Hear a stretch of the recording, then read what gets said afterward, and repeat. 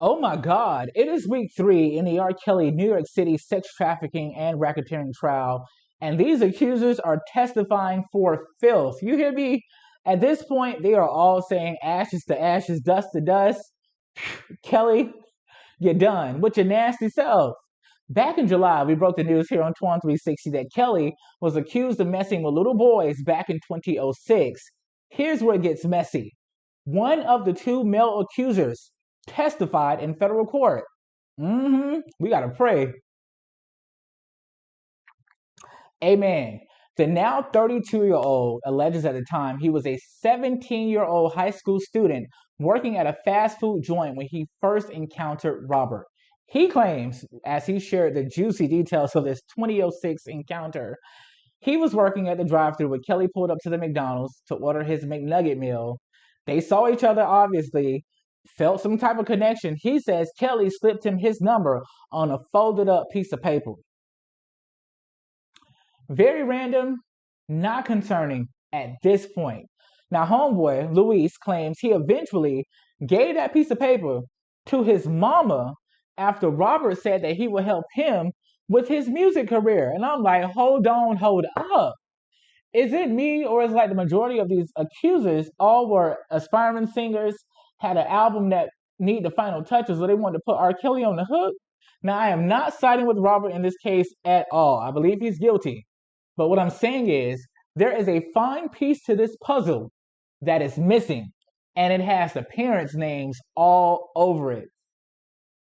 Now, according to the testimony at this particular point, what I'm getting is once Kelly allegedly gave Luis the number, and Luis said he gave the number to his mama, he went on to testify that Kelly then invited him to come to the music studio. So I'm like, well, how did he get in contact with Kelly? What I'm getting and what the testimony is giving is once Luis told his mama what it was and who it was, she said, boy, you better call R. Kelly and put that number right back in that boy goddamn hand. That's what the testimony is giving. Now, the parents are just as guilty as Kelly. We'll deal with them at another day, but they need to be in cell block C. I'm just saying, all the parents, from Jocelyn Savage all the way down, in jail with Kelly. But back to the situation at hand. Luis says, while at the studio, this is his first private encounter with Robert. He says Kelly asked him what would he be willing to do for the music. He said he wasn't even able to answer the question before Robert himself dropped down to his knees, crawled over to this then 17-year-old boy to perform the Guac Guac 3000. Now, this is 2006. They probably was doing the Guac Guac 500 back then. They doing the 3000 now. But he says that Kelly performed oral sex on him in the studio, and he was only 17 years old. This is all according to the court's transcripts. He went on to say that he had several sexual encounters with Kelly. He says Kelly forced him to call him daddy, just like the other female accusers have all said. He also said that Kelly forced him to have sex, not just with him, but with other people that was a part of the cult or a part of this home, wherever Kelly stored his sex slaves. Then he went on to say that whenever they would have sex, it was usually recorded.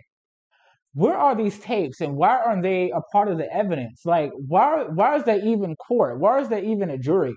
Show the tapes and don't show us the tapes. Show the grand jury or whatever type of jury they have. Show them the tapes so Kelly can go straight to jail where he needs. He's already in jail, but he needs to be sentenced and locked away. Give me the key. At this point, it's just too much. It is too much. But here's where the situation really, really, really, really gets messy. Now, Luis claims that inside of the studio, Kelly had a boxing ring. I'm like, what the sex dungeon is really going on? He claims that there was a lady that lived under the ring, and whenever Kelly snapped, the lady came from under the ring and she was at his service.